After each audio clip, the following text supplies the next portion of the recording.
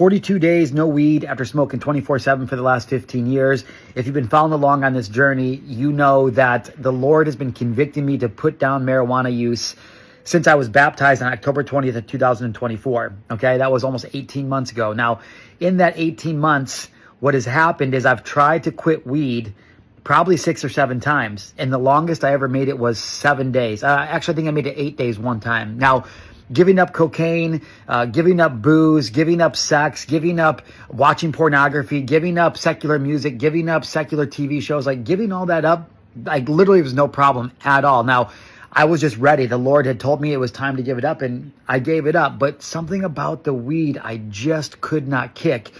I know that last year I was diagnosed with ADHD, late diagnosed ADHD, and it made sense why I've been using weed for so long, because I've been using it to regulate myself. Like some people smoke and they get high and they just kind of zone out. When I smoked, it makes me zone in. It makes me focus. It makes me want to go out and do things. It makes me want to go be social. Like all the anxiety, the depression, the unworthiness, the unsureness, like inside of me, like when I smoked weed, it was just gone. And so I really, really wrestled with it, because during that 18 months that I've been convicted to give it up, I'm like, I don't understand what the problem is, because when I smoke, the fruit of the Spirit is in me. Like I smoke and I'm like, I want to text my best friends and tell them how awesome and how much I love them. But when I don't smoke, like I'm irritable, I'm unapproachable. And so the devil kept using this in my mind to justify it.